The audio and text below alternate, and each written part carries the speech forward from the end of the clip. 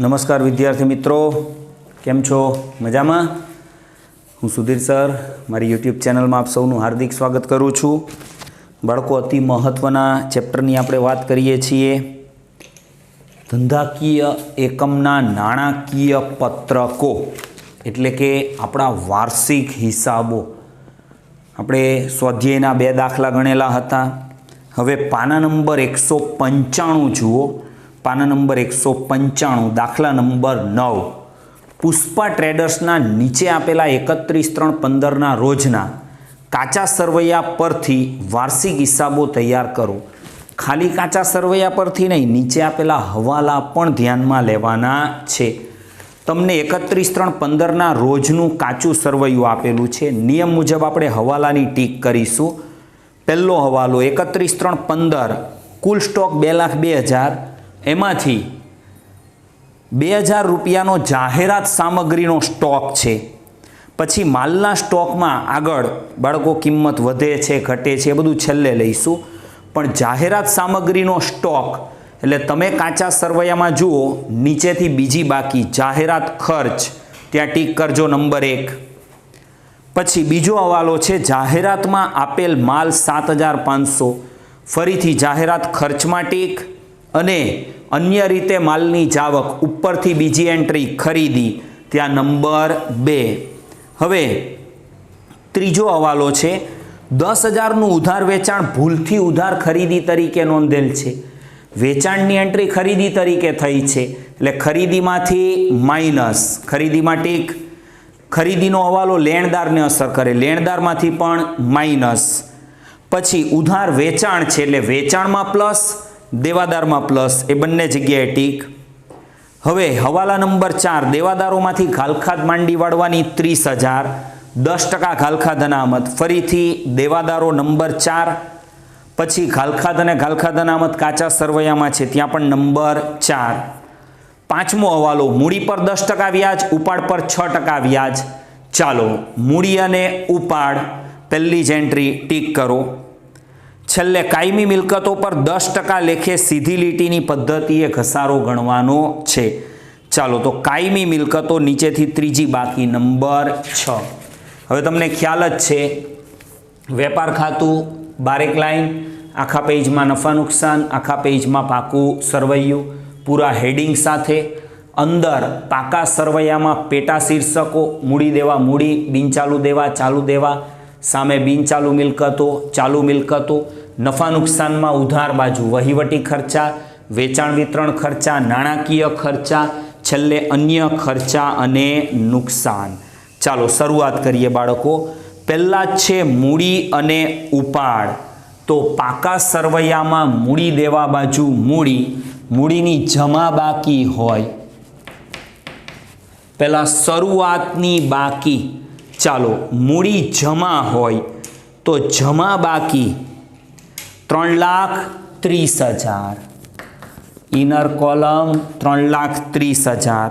હવાલા number 5, મૂડી પર 10% વ્યાજ વત્તા મૂડી પર વ્યાજ, આના 10% એટલે થશે 33,000. 3,30,000ના 10%, એક શૂન્ય નીકળી જાય. ચાલો વત્તા આવશે બાળકો ચોખ્ખો નફો, એ આપણને અત્યારે ખબર નથી. ચાલો નીચે બાદ ઉપાડ, ઉપાડની ઉધાર બાકી 26,400, મોસ્ટ ઇનર કોલમ, વત્તા ઉપાડ વ્યાજ. ચાલો ઉપાડનું વ્યાજ 6% કરવાનું છે. 26,400ના 6%,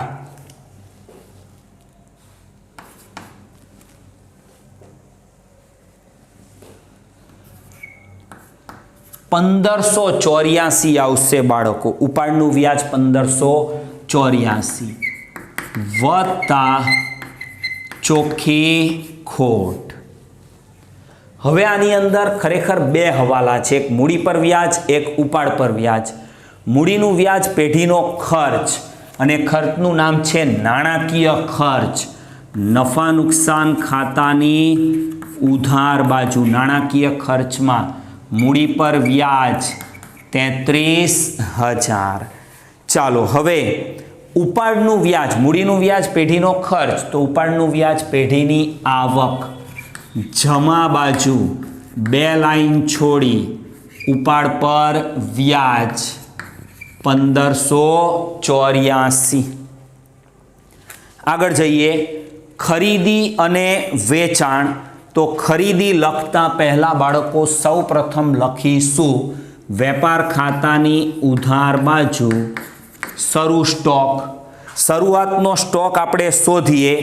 જો કાચા સરવૈયામાં માલનો સ્ટોક 1414 એ છે આપણો શરૂઆતનો સ્ટોક 88,000. 88,000. ચાલો ત્યાં જ નીચે ખરીદી. ઘણું બધું છે બાળકો ખરીદીમાં. ખરીદીની ઉધાર બાકી ઇનર કોલમ 324,900. એમાંથી પહેલા નિયમ મુજબ માઇનસ કરીશું ખરીદ પરત. ખરીદ પરતની જમા બાકી હોય બરાબર નીચે જુઓ 22,000. હજુ ઇનર કોલમ 3,02,900. હવે લઈએ હવાલા નંબર 2 અને 3. એક જાહેરાતમાં આપેલ માલ અને 3 10,000નું ઉધાર વેચાણ ભૂલથી ઉધાર ખરીદી તરીકે નોંધેલ છે. ખરીદી તરીકે ખોટી એન્ટ્રી થઈ છે તો માઇનસ ભૂલથી નોંધેલ વેચાણ. ભૂલથી નોંધેલ વેચાણ 10,000 માઇનસ કરીએ. ચાલો ઇનર કોલમ હજુ રાખીશું 2,92,900. બીજો હવાલો જાહેરાતમાં આપેલ માલ 7,500 માઇનસ જાહેરાતમાં આપેલ માલ 7,500. હવે જશે બાળકો આઉટર કોલમ 2,85,400. Outer column 2,85,400. ચાલો ખરીદી લીધી છે તો જમા બાજુ આપણે લઈ લઈએ વેચાણ. ચાલો વેચાણની કાચા સરવૈયામાં જમા બાકી ઇનર કોલમ 8,80,000 માઇનસ વેચાણ પરત. વેચાણ પરતની બાળકો ઉધાર બાકી 88,000. ચાલો હજુ ઇનર કોલમ રાખીએ 7,92,000. કેમ ઇનર કોલમ? હવાલા નંબર 3 10,000નું ઉધાર વેચાણ જે ખરીદી તરીકે નોંધેલું, ખરીદીમાંથી માઇનસ અહીંયા નોંધવાનું બાકી પ્લસ વત્તા નહીં નોંધેલ વેચાણ 10,000. આઉટર કોલમ બાળકો 8,02,000. હવે ખરીદીનો હવાલો લેણદારને, વેચાણનો હવાલો દેવાદારને અસર કરે. લેણદાર એટલે દેવું, મૂડી દેવા, ચાલુ દેવામાં. લેણદારો ઇનર કોલમ 1,65,000 માઇનસ ભૂલથી નોંધેલ વેચાણ એના 10,000. એટલે આઉટર કોલમ બાળકો આવશે 1,55,000. હવે સામે દેવાદારો ચાલુ મિલકતમાં. દેવાદારો એટલે લેણું, ઉધાર બાકી ઇનર કોલમ 2,20,000 વત્તા નહીં નોંધેલ વેચાણ એ છે આપણું 10,000. Inner column 2,30,000. કેમ ઇનર કોલમ? તો હવાલા નંબર 4 હજુ છે દેવાદારનો હવાલો. દેવાદારોમાંથી ઘાલખાત 30,000 માંડી વાળવાના, 10% ઘાલખાત અનામત. ચાલો હવે માઇનસ ઘાલખાત 30,000. હજુ ઇનર કોલમ રાખીશું 2,00,000 માઇનસ ઘાલખાત અનામત એ રાખવાની છે 10%. આના 10% એટલે 20,000. હવે જશે બાળકો આઉટર કોલમ 1,80,000. પહેલાં દેવાદારમાં નહીં નોંધેલ વેચાણ પ્લસ કરવાનું. ગાલખાત અનામત સિવાયના હવાલાની પહેલી અસર આપવાની દેવાદારમાં, તો દેવાદારની સાચી રકમ મળે. પછી એમાંથી હવાલાની ગાલખાત 30,000 માઇનસ એટલે વધે 2 લાખ. એના 10% ગાલખાત અનામત 20,000. હવે ગાલખાતનો આખો નમૂનો નફા નુકસાન ઉધાર અન્ય ખર્ચા નુકસાન. યાદ કરજો બાળકો, પહેલાં ગાલખાત આવે કાચા સરવૈયાની. કાચા સરવૈયામાં ગાલખાતની હંમેશા ઉધાર બાકી. જુઓ એ બાકી છે 33,000 વત્તા સામેની બંને રકમ પ્લસ થશે વત્તા ગાલખાત હવાલો એ છે 30,000 વત્તા ગાલખાત અનામત હવાલો એ છે 20,000. આનો ટોટલ ઇનર કોલમ 83,000. હવે એમાંથી માઇનસ ગાલખાત અનામત કાચું સરવૈયું. અનામતની કાચા સરવૈયામાં જમા બાકી હોય એ છે 49,500. હવે આઉટર કોલમ જશે બાળકો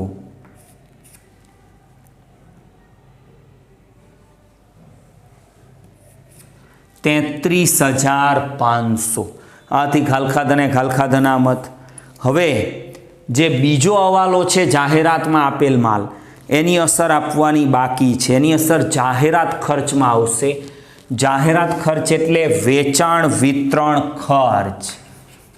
ચાલો, જાહેરાત ખર્ચ ઇનર કોલમ 10,000. પહેલા હવાલામાં કુલ 2,02,000નો જે સ્ટોક છે એમાંથી 2,000નો જાહેરાત સામગ્રીનો સ્ટોક. જાહેરાત સામગ્રીનો સ્ટોક એટલે આખર સ્ટોક. જાહેરાત ખર્ચમાંથી માઇનસ.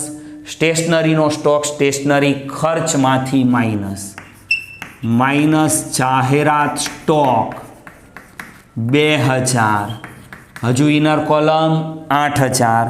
પછી જે જાહેરાતમાં માલ આપેલો છે એનાથી ખર્ચ વધે વત્તા જાહેરાતમાં આપેલ માલ 7,500.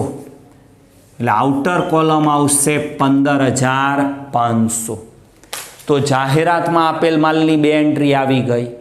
પછી ખરીદીમાં પેલા વેચાણવાળા 10,000 માઇનસ, લેણદારમાંથી માઇનસ. પછી એ વેચાણમાં પ્લસ 10,000, દેવાદારમાં પ્લસ.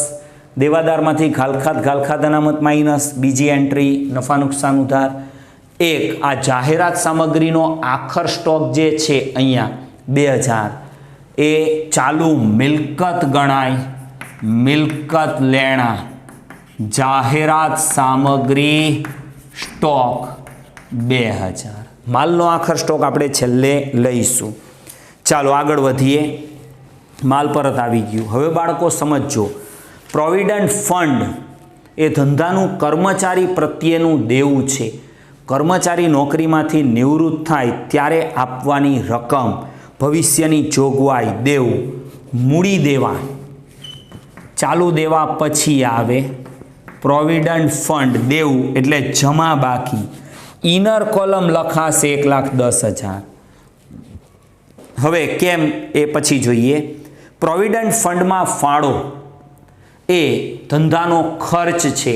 કર્મચારી પ્રત્યેનો ખર્ચ, ઓફિસ ખર્ચ, વહીવટી ખર્ચ. પ્રોવિડન્ટ ફંડમાં ફાળો ખર્ચ એટલે ઉધાર બાકી 11,000.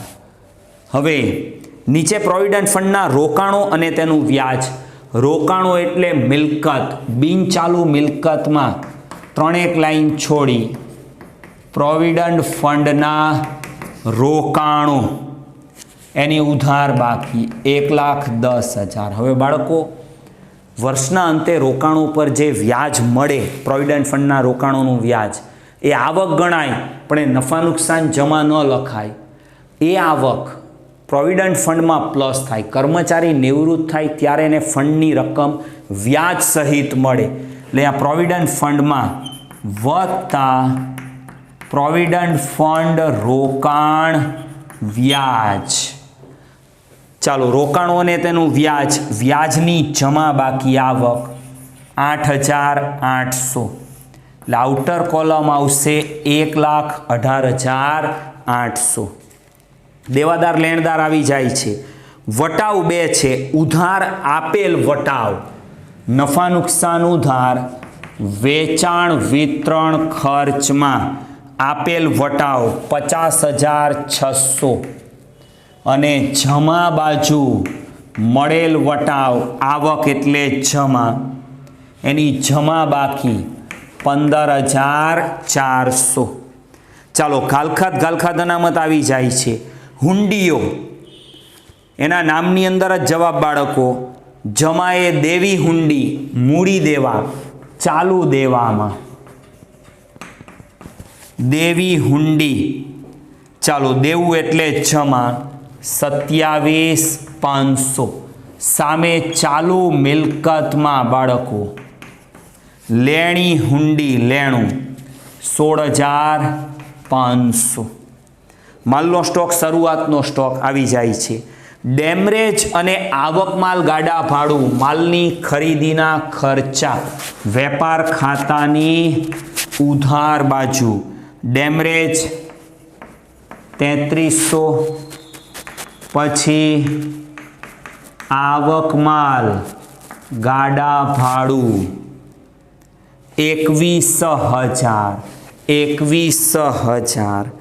વેપાર ખર્ચા વેપાર ખાતામાં ન લખાય, એ છે ઓફિસના સામાન્ય ખર્ચા એટલે વહીવટી ખર્ચ. ત્યાં આવશે નફા નુકસાન ઉધાર, વેપાર ખર્ચા 1,00,000. 1,00,000. રોસી બેસી મિલે એટલે કે રોકડ શિલ્લક, બેંક શિલ્લક, ધંધાની ચાલુ મિલકત, મિલકત લેણા, રોકડ શિલ્લક, એની નીચે બેંક શિલ્લક, અનુક્રમે 10,000 અને 35,100. કાયમી મિલકતો ઉપર બિનચાલુ મિલકતોમાં કાયમી મિલકતો, ઇનર કોલમ ચોપડે કિંમત લખાય. જે રકમના ખાનામાં છે તે ચોપડે કિંમત 4,80,000. કૌંસમાં પડતર કિંમત 6 લાખ. હવાલા નંબર 6, કાયમી મિલકતો પર 10% સીધી લીટીની પદ્ધતિએ ઘસારો ગણવાનો. સીધી લીટીમાં દર વર્ષે ઘસારાની રકમ એક સરખી અને પડતર કિંમત ઉપર ગણાય. એટલે 6 લાખના 10% માઇનસ ઘસારો 60,000. Outer column 4,20,000. હવે આ ઘસારો નફા નુકસાન ઉધાર, અન્ય ખર્ચા નુકસાનમાં આવશે બાળકો. કાયમી મિલકત ઘસારો 60,000. જો ખાલી 10% ઘસારો એમ કીધું હોય, સીધી લીટીનું નામ ન હોય, તો 4,80,000ના 10%. જાહેરાત ખર્ચ આવી જાય છે. અન્ય આવકો, આવક એટલે નફા નુકસાન જમા. અન્ય આવકો 19,600. હવે બાળકો હવાલામાં જોઈ લઈએ. નંબર 1 સિવાય કંઈ બાકી નથી ને? ચાલો, નથી. પહેલો હવાલો સ્ટોક છે બાળકો કુલ 2,02,000. સમજો, એમાંથી જાહેરાતનો સ્ટોક 2,000 એ તો નીકળી જશે. એટલે માલનો સ્ટોક કેટલો વધશે? તો 2 લાખ. આપણો નિયમ ઓછી કિંમત ધ્યાનમાં લેવાય, વધુ નહીં. તો વાંચો, 40% માલની બજાર કિંમત 20% વધુ છે, વધુ કિંમત જવા દો. 30% માલની બજાર કિંમત 20% ઓછી. ચાલો, આનો 30% માલ એટલે 60,000. 2 લાખના 30% 60,000. એની કિંમત 20% ઓછી. 60,000ના 20% એટલે ઓછા થશે 12,000. પછી બાકીના માલમાં રિપેરિંગ ખર્ચની જરૂર છે. કેટલો રિપેરિંગ ખર્ચ? તો 5,000. એટલે બીજા 5 ઘટે ખર્ચને કારણે. એટલે કુલ 17,000નો બાળકો ઘટાડો થશે. આ ખાસ સમજજો.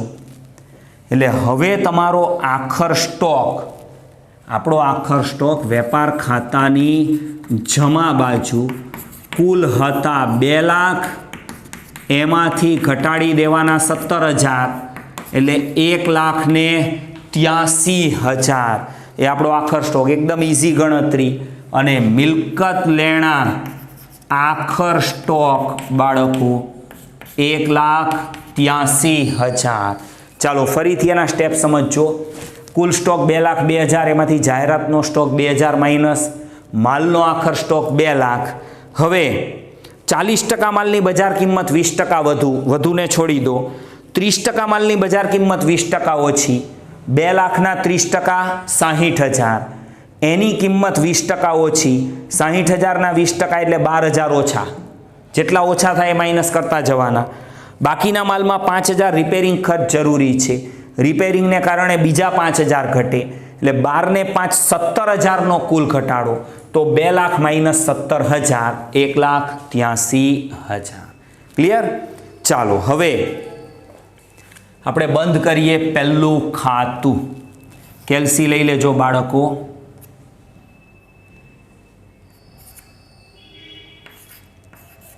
ચાલો 9,85,000 વેપાર ખાતું જમાનો ટોટલ 9,85,000. ચાલો ઉધારની આ 4 રકમ માઇનસ કરો.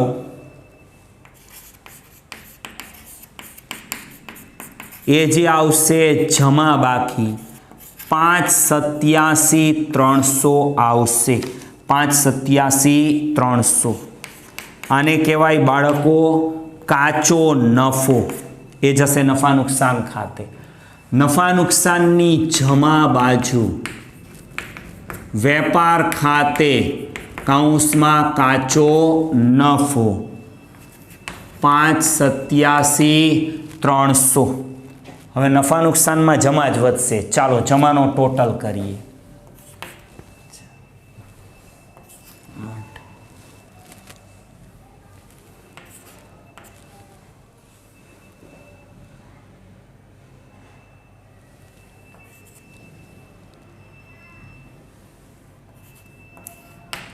$6,23,884. બાળકો સાથે સાથે ગણતરી કરતા જ રહેજો તો જ તમને વધુ આઈડિયા આવશે. જમાનો ટોટલ 6,23,884. એમાંથી આ ઉધારની રકમો ચાલો કેલ્સીમાં માઇનસ કરો જોઈએ. આપણને જવાબ મળશે 3,20,284. 3,20,284. આ પણ જમા બાકી.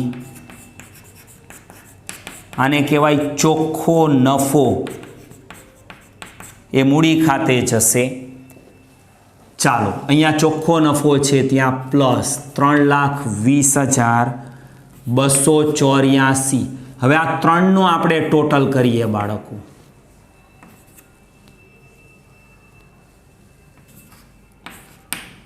6,83,284. એમાંથી આ 2 રકમ એનો ટોટલ અહીંયા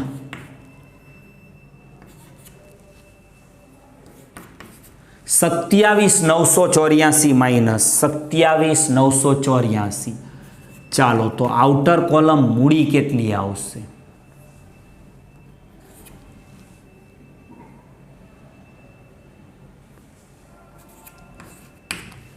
6,55,300 એ છે ચોખ્ખી મૂડી આઉટર કોલમ. હવે બાળકો પાકા સરવૈયાનો આપણે ટોટલ કરીએ.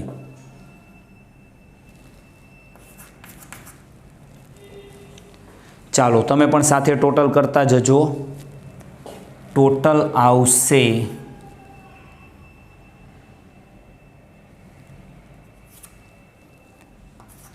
9,56,600.